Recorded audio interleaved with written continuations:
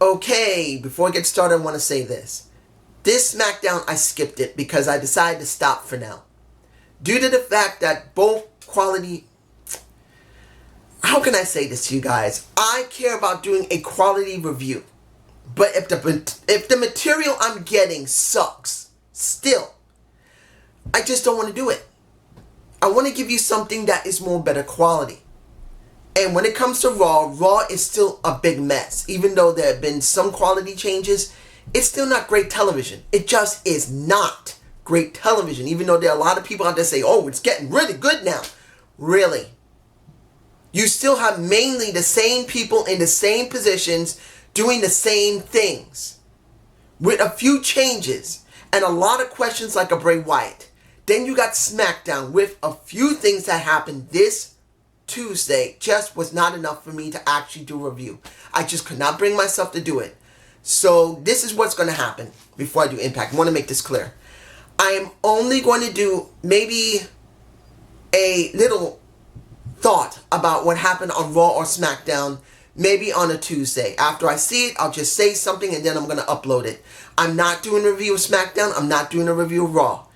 Now, when it comes to NXT, now knowing on September 18th is going to the USA Network and it's not just going to be exclusive on the WWE Network, that's going to be a big question. I have not seen the product because I've been busy. I'm not going to lie. With what's been going on, working on something, the next animation I've been working on, I completely forgot about looking at NXT. And now knowing it's going on USA, I don't know if I will watch it.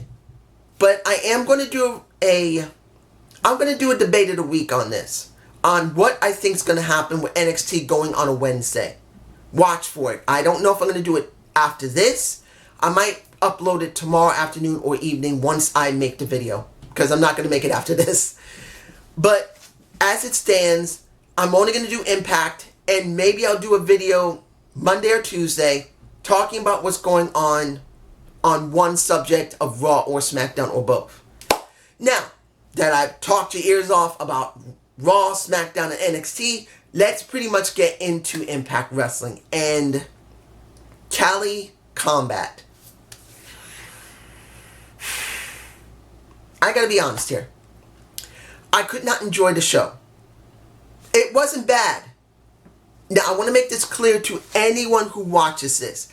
If you watch it, getting past the one glaring problem, and it's a major one for me personally, I'm sure many people are not going to be happy about it either. Getting past one major problem of Impact, the show wasn't bad. It did try to build for Bound for Glory. But the glaring weakness will be explained as I talk about the matches. First thing we're going to talk about, Emma, if you guys remember in NXT, Emma was the first, and I repeat this again, the first woman to come out of NXT and go to the main roster and was used, guess what? Not 100%, not 50%, not 20%, not 10%, 0%. She had a few moments and they just dropped her multiple times until she asked to be released, or was she just released, period. Either she asked to be released or she was released. Doesn't matter. But Emma, who is, what is her name now? Dashwood. I can't remember her first name. Dashwood has now going to end up on Impact. I gotta clap for her. She's in my face. She's in my face if I got a picture of her. Seeing that Emma, former Emma, Dashwood, I can't remember her first name, but Dashwood going to Impact is a great thing. Finally, this woman, who was the first woman in this new evolution they kept talking about, but was completely forgot because of Paige, she's finally and hopefully is going to get a spotlight that she deserves. I am so happy to see that Dashwood will, and I keep forgetting her name. I'm going to have to get used to her name. Dashwood is going to be spotlighted on Impact Wrestling. I'm sure they're going to do it because she's got talent, she can talk, she looks good, and pretty much she's been screwed by WWE. And most of the time, they push them a little bit. Let's move on. First match. That's Reno versus Michael Elgin. Now, you would think, well, the match wasn't 100% garbage, and this story they're trying to build saying that Elgin can't stand Rhino, Rhino coming back is going to kick anybody's ass, and now he can't stand Elgin, they are just making this as a filler feud until they can do something with Elgin. That's the truth. Because Brian Cage is out, they got nothing for Mike to do. So he has to have a filler feud, and they stuck him with Rhino. And to a point, the feud is not 100% trash.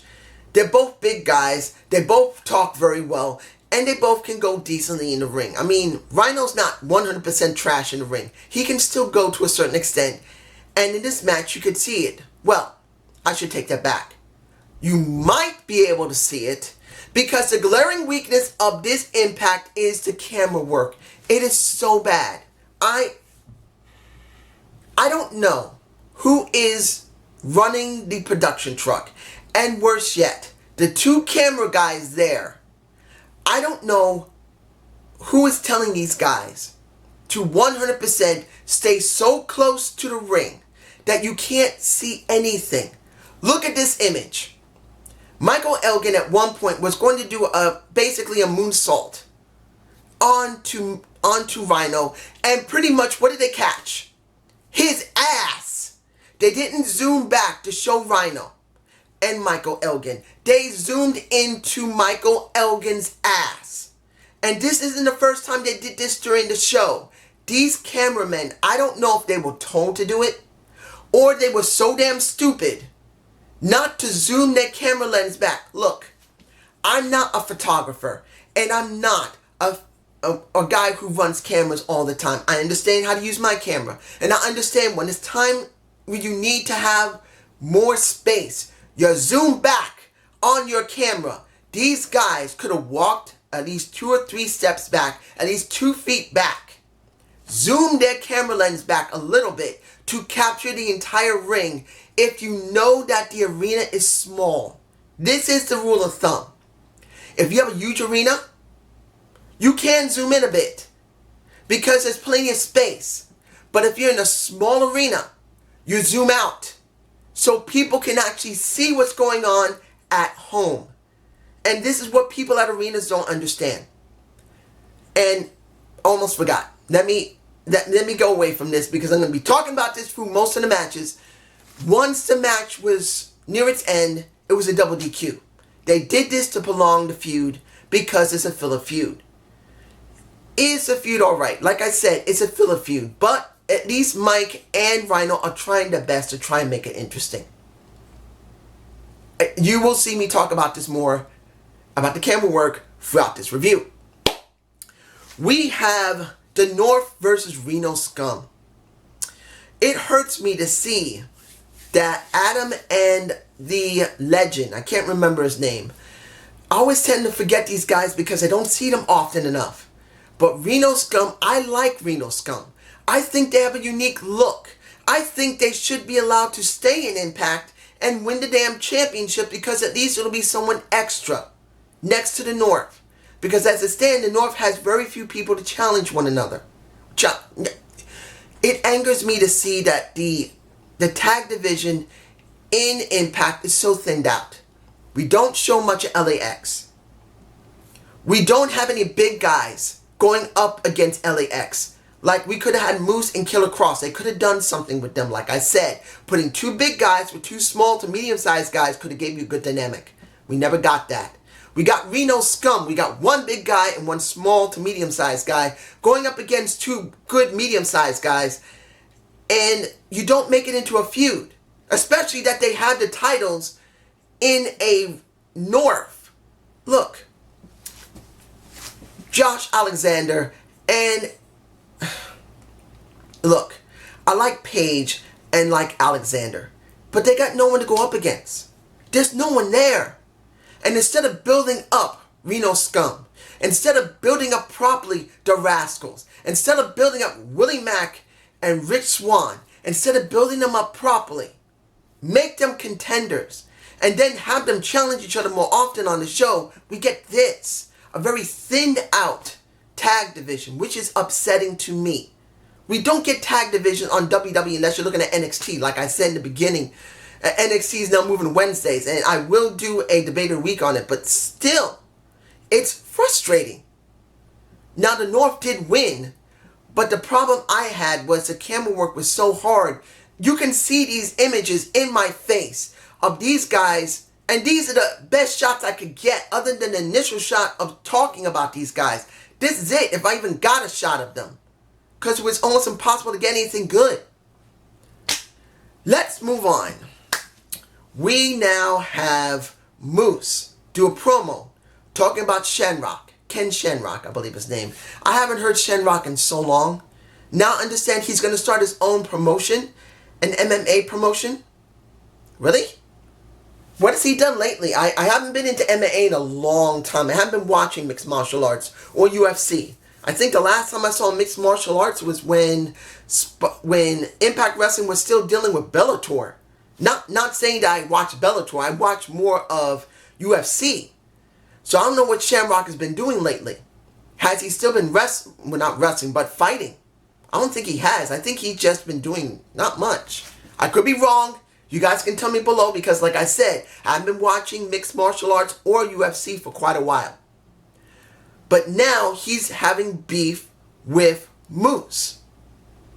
And to be honest, knowing that Shamrock is the first champion of Impact Wrestling when it used to be known as TNA or Total Non-Stop Action. If I could get a banner of them, I'll put it in my face. But as it stands, I'm curious. I am.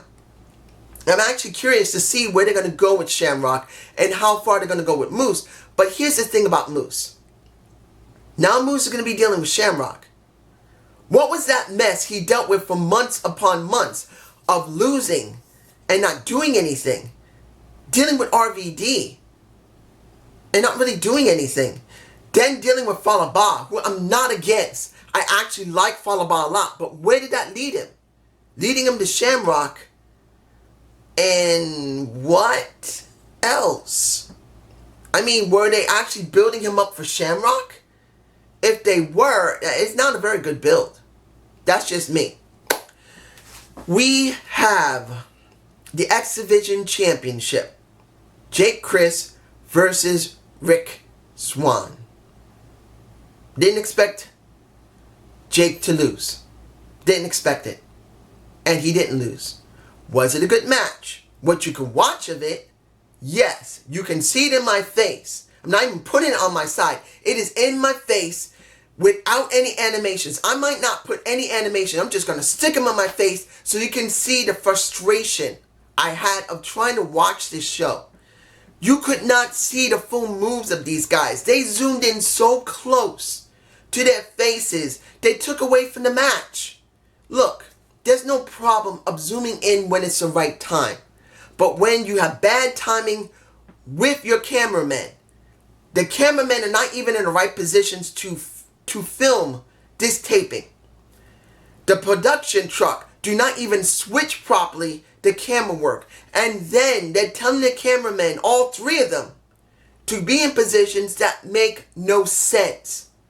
Either they got new cameramen, which they don't look like it. They look like the same old guys. One of them he looks the same. I think I recognize him. I've seen him multiple times. This was just hard to watch. It was not much I could see. You couldn't even see Rick Swann very well doing his elbow off the top turnbuckle. Instead of him doing a 450 splash, he does the Macho Man turnbuckle elbow. And you couldn't even see it zoom back to really get the full scope of it. They zoomed in so tight on it. And I'm going to say this to any of my subscribers. And they say, well, they don't have the right camera equipment. That no, don't tell me that they don't have the right camera equipment. They got money. Those cameras, they also have lenses that can be switched out. Most cameras that are video cameras have exchangeable lenses. Not all, but most. And I'm sure that's one of those cameras they can change the lenses on and get a wide frame like this. Like this. To zoom back. Don't tell me Do not tell me they don't have the equipment. They got a billionaire by their side, and they could have cameras, which it looks like the type of cameras that can exchange the lenses on. And if they can't, why don't they buy them? They got money. So, don't tell me. Jake Chris won, but still, it sucked. You had Alyssa. You see her in my face with Ace Austin. This just was not fun. Look, I understand with the angle. They're trying to do something there. But honestly, I want to see Eddie Edwards in the main title picture. I want to see Ace Austin as X Division champion. And we're not getting either. And even though Ace is trying his best to really pull this off, and you got Eddie trying to pull this off, and Alyssa trying to pull this off, it just doesn't feel like I'm interested, not because they're not trying, but because you got nothing going on in the main title picture. You got almost nothing going on in the X Division. And you got two guys that can be in either spot, and you put them together like this in a filler feud because you got nothing better for them to do. This is a filler feud. I'm sorry, it just feels like it. Pretty much, Alyssa going up against Havoc. Camera work again. See Havoc's ass in my face. I believe I got that shot. I'm not saying her ass isn't sexy, but in a wrestling match, I want to see Havoc destroy someone. I don't need the cameraman and the production truck zooming in on her ass when she should zoom back and look at both the competitors. I'm not totally sexist, ladies and gentlemen. I care about men and women being treated with respect. Here is Havoc's ass, if I got the shot, I hope I do. And here is Michael Elgin's ass. Equal opportunity, seeing the same damn thing. Please do it right. Please, Impact. Please, someone at Impact. If anyone at Impact is hearing me, how you doing? I am a fan. But I'm telling you, fix your production truck. Tell them to zoom back, please. Anyway, this was part of the storyline. You got Alyssa getting her ass handed to her by a Havoc. We didn't see Su Yung come out, but we did see a video of Su Yung after the match was over, which was cryptic. And it sounded like Su Yung was talking in reverse, which was a nice touch. WWE doesn't even do that much.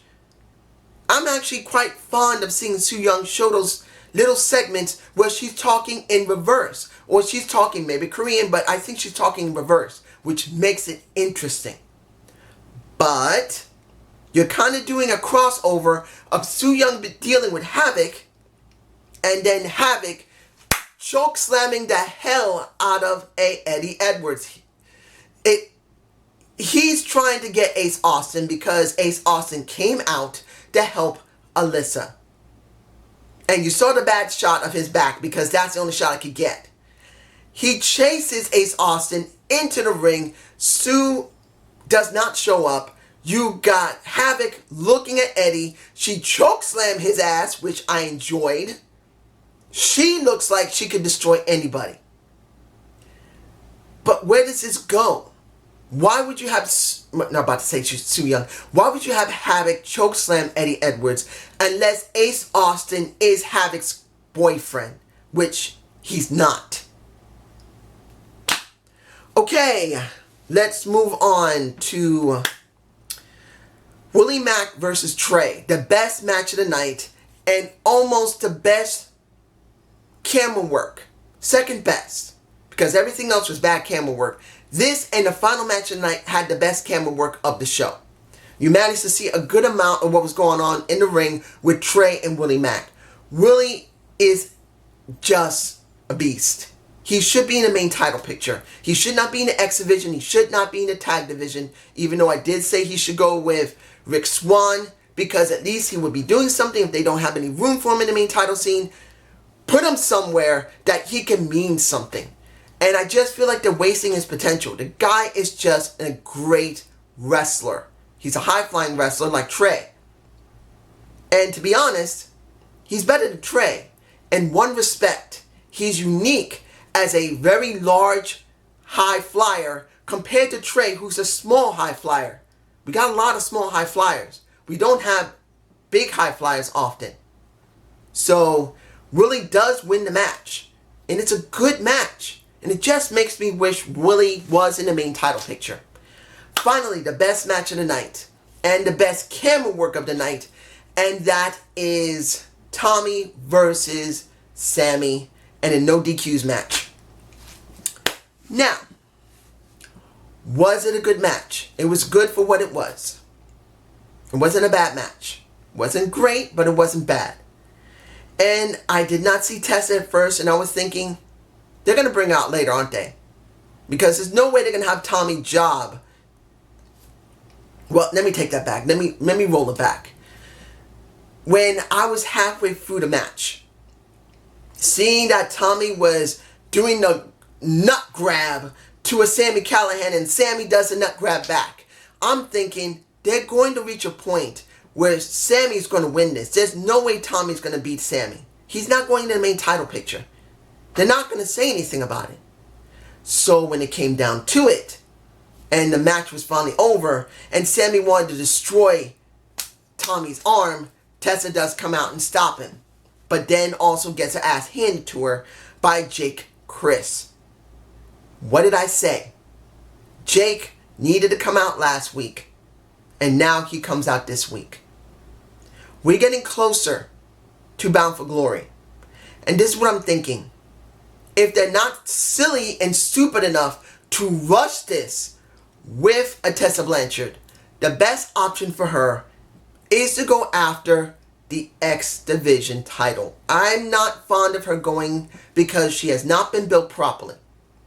But at this point, with her dealing with Sami Callihan, you only got 3 options. And I'm being honest here, there's only 3. 1, she beats Sammy and goes back to the knockouts, which is not going to make much sense. She's not gaining anything dealing with the men like this, going this long, this far. 2, she goes after the X Division, wins it, keeps it for a while, and then drops it, and then goes back to the knockouts, which it'll be fine. Or they're going to go balls to the wall and have her go after the world title. And that will be after Bound for Glory. Maybe at Genesis. You never know. If they have a Genesis, who knows? But it's going to be after Bound for Glory if Sammy wins the title. That's if. This is the way it looks. And you can't just have Tessa just beat Sammy and go back to the women. I'm not saying it wouldn't work. But at this point where people are demanding her to have more, it makes no sense just to beat Sammy and just go back to being same old Tessa Blanchard. But this is my point of view. You guys tell me below. Have a good day. Have a good night. Peace!